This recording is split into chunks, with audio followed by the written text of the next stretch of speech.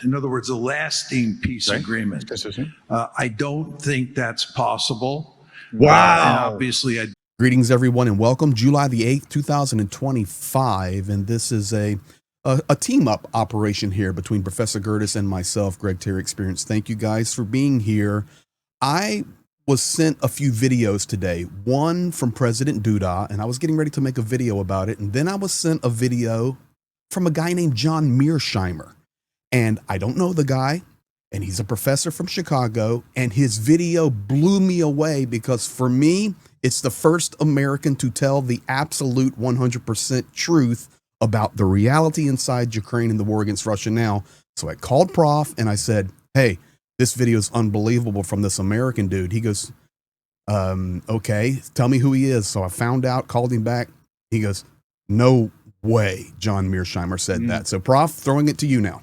Yeah, so I've been wanting to do this video for some time about Mearsheimer because Mearsheimer has a video that was like in 2022, his analysis, it got like 500,000 views. It was talking about how it was NATO that caused the war. I mean, it was the US that caused the war, not Russia. And he's been continually in Russia's going to win. Ukraine has to come to a diplomatic solution, that sort of thing ever since. So I have not yet seen this video, but Greg told me just a little bit about it. And before, like, go ahead and set up and explain who he is, and then I'll add some more context about let's do this. Mearsheimer and the Realist school, because I know about this guy. Okay, great. This is going to be awesome, guys. Make sure that you share this video because it's going to be incredible what you're getting ready to hear. I promise you. So John Mearsheimer, it's like if Scott Ritter had turned.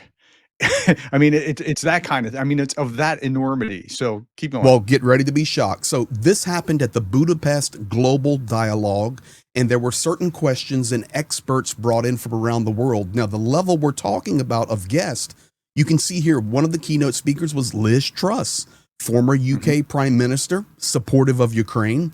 And then the John Mearsheimer picture to the right, the R. Wendell Harrison, Distinguished Service Professor, Political Science, University of Chicago, USA. The question was, as new powers rise and conflicts rage, specifically Russia-Ukraine war, the West's role and values are being reassessed. Can Western nations remain united and relevant? How should they respond now to the global chaos, and what is the outlook? So that's the question. Okay, so with that, let's talk about Mearsheimer and his background.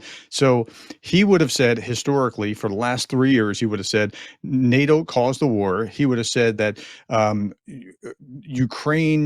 issue that Russia has with Ukraine is this alignment with the West, which is partially true. As Ukraine becomes more European and moves into a European orbit, it's no longer in the Ruski Mir, and Putin didn't like that. In fact, if 2014 had never happened, Putin would have been happy to have a puppet Ukrainian president. There would be no war, right? But as Ukraine wants to take its own path away from that, that's problematic. So he wants neutrality. Now he says he's maintained that there needs to be a diplomatic solution because Ukraine can't win. He's maintained that for a long time, and he wants to see, well, maybe a solution would be like some kind of autonomy for parts of Ukraine that are mostly Russian, or that's long gone now. I mean, that's that sort of thing. And the Ukrainians hate the Russians, and like there's like single digits of the population that now support Russia. Security guarantee. No, he will talk about security guarantees for Russia. Like, wrap that around your mind, right? Like, that's where he's coming from. Now, it's not because he's pro-Russian, but because his theory predicts it. So he comes from what's called the realist perspective in international relations. Again, he looks like he's sympathetic to Russia, but that's because his theory is causing him to look at the strategic realities, and that's what. Okay, so what's the realistic school? Competition between states is primary. So states have different interests, and that's causing them to do what they're doing.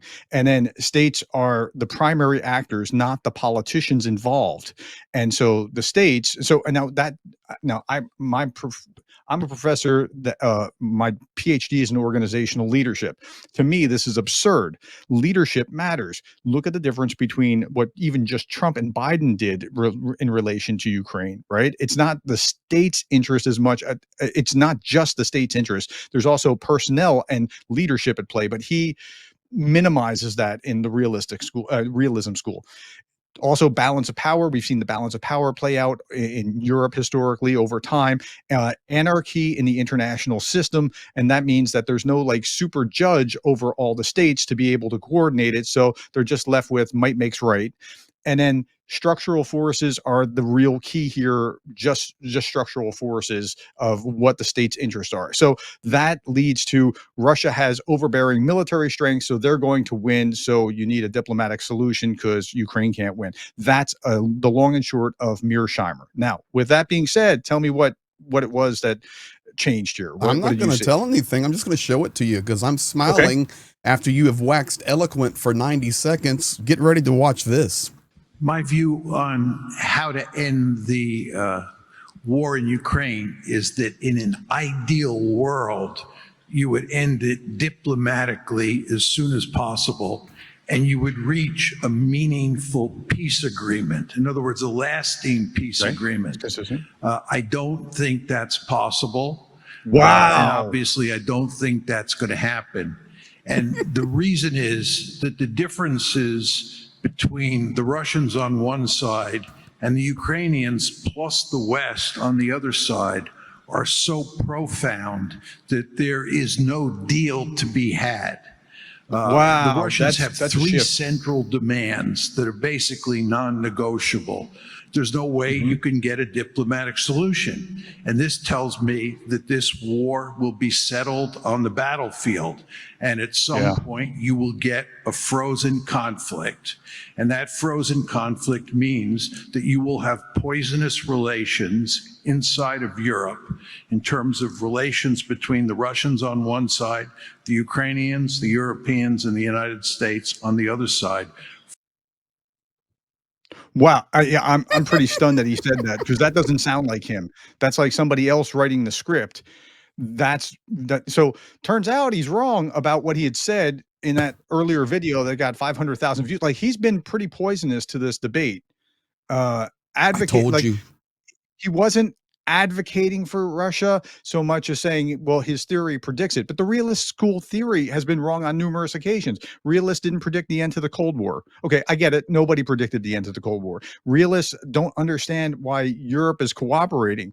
Well, I mean, they're cooperating in a circle the wagon kind of way because of other things, but realist school didn't predict that. And realism doesn't recognize non-state actors like the Houthis and things like so the realism school has gotten it wrong before, but that he said that is a real shift.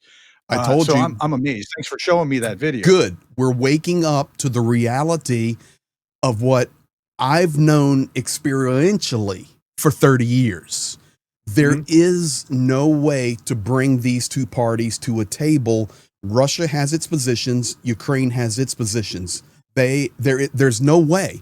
And we've hoped, the world has hoped, let's find a way, let's find a diplomatic solution, let's make a deal, whatever it may be. It will not work in this situation. And he was spot on. Now, if I tag that on to what Gerdes said today, just get ready. Russian imperialism must be stopped.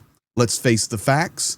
The mentality that exists in Russia is not like the mentality in Europe and the United States. We have seen this coming since 2008, and this must be stopped with military might, and that requires the United States of America. Here you go. It's simply a matter of mentality. It's about respect for human life. This respect, as we well know from our history and what we've seen repeatedly, including in this war, is lacking in Russia. So the real question is, how do we stop Russia? This, in my view, is the great challenge facing President Donald Trump and America. Considering the question of military capabilities, today only the United States has the potential to certainly stop Russia. If there's one task for the future president of Poland, it's to engage in dialogue, seek solutions, and convince the current and future US presidents that the key to ensuring peace in our part of Europe is extinguishing Russian imperialism and keeping it in check. This is crucial, as it's a fear we all share. As the late Polish President Lech Kaczynski said in Tbilisi during the 2008 Russian invasion of Georgia, today it's Georgia, maybe tomorrow Ukraine, then possibly the Baltic states, and eventually perhaps my own country, Poland. So there you have it. It's interesting. I was sent both of these videos and I'm going, holy moly, we're waking up to reality. He's calling it. And that's President Duda there in Poland. In that Mearsheimer video that I referenced, the original one, like it had like 100 times the normal kinds of play that it has, because people who wanted to see that Russia is good or Russia is right or NATO and the US or whatever is wrong or Ukraine's wrong, they wanted to see that, and so that video blew up. In that video, he's blaming NATO as starting it. And then he goes, well, see, NATO had to have started because the Russians, they weren't against us until 2014 and or just before 2014. Before that, nobody was saying that they're against us. And so like he's apologizing for it like that. But I don't think that that's accurate. I think that was always there. Now, well, the Duda statement goes back to the former president of Poland talking about 2008. It links it all together. The narrative's coming proper now if we can get this message out to people. So here's what actually happened. Aesop got it right. Okay, I'll explain what I mean. There's this Aesop fable about the competition between the sun and the wind. Are you familiar with this one? No, sir. The sun and the wind, they have an argument about who can make a traveler take off his cloak. And the wind thinks he's all kinds of tough. So the wind says, okay. And then,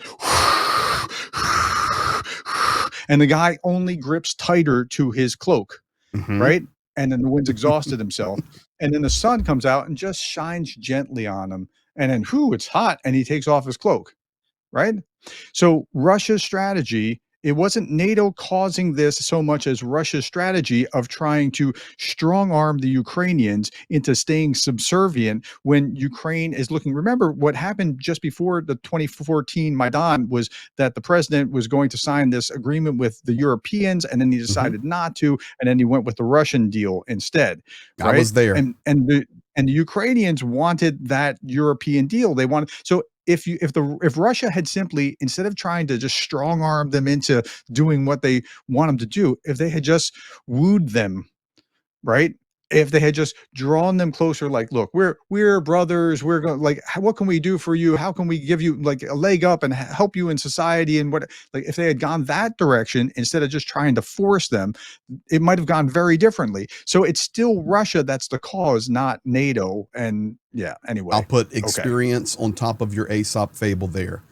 You have a lot of accuracy in that, because the Ukrainian nation of 2014, 2013, Maidan, 2008, Orange Revolution. I was there for all of it. And the Ukraine of 2025 is polar opposite. They are defensive. Yeah, in fact, NATO support for NATO before this was like 61% opposed, if I have my facts correctly. And then after 2022, it's like 3% opposed. Well, let's close out. It shifted significantly. Absolutely. And let's close out. You talk about the cloak and the wind. And we know, both of us have talked about this. Donald Trump last night with Bibi there in the White House asked the question, more weapons coming to Ukraine. We've shared that. Now we wait for the official facts, and we only will take that from Zelensky, what actually arrives, how it's going to arrive. You did a video on that earlier. Make sure you guys go check that out on Professor Gerdes' channel. But we do have the Russian response from Donald Trump's statement a few hours ago, and it just plays perfectly after we've heard Mearsheimer and Duda. And here it is. Medvedev responds. He says, the American is back on his favorite political seesaw. I am pleased with my talk with Putin. I'm disappointed with my talk with Putin. We're not supplying new weapons to Ukraine. We will supply Ukraine with plenty of weapons for defense. He even calls it the same way that Trump said, defensive weapons primarily. How should we react to this? The same way as before. The same way our warriors do. The same way the Supreme Commander does. We don't. We keep pursuing the objectives of the special military operation. We take back our land, and we work towards victory. That is the Mearsheimer statement now and the Duda statement in a nutshell in Medvedev's response to the news Anton out of DC. Gerashenko had a comment about this, but that Medvedev commented on it by saying, "We're not commenting on it," while he commented on it. He did comment on it. And, I share with people reality that you can bank that there are certain amount of people in Putin's circle that when they speak, that they have a little weight with them. And of course, Vladimir Putin, Dmitry Peskov, Sergei Lavrov, Maria Zakharova, but now Kirill Dmitriev also, listen, he's nuts. Ukrainians call him the drunk sipping on vodka. That's their colloquialism on Medvedev. Oh, he's drunk again. But he is permitted to speak for the Kremlin, and he does. So this is where we're at today. And I didn't know I'd get a wow out of you, but I'm glad I did. Well, yeah, I didn't know who you were talking about at first, but when you said it was Mearsheimer, I was like, wow. I want a piece of this. And again, he's changed course from Russia's military strength, almost guarantees that Ukraine cannot win. And so you need a diplomatic solution. So for him to say the opposite of that now and to change course, it's really shocking. Well, all right, Greg, thanks. Thank you. I'm Prof. really grateful that you pointed this out. You're very welcome. If you're watching on my channel, make sure you subscribe to Professor Gerdes Explains. If you're on Profs, you can subscribe to my channel, Greg Terry Experience. We're partnered together to bring truth to you guys every single day about Ukraine and other things happening in the world. We appreciate each and every one of you. Look forward to your comments and your thoughts on this. Please put your comments below. I'm interested to hear what you have to say. Have a great day, guys.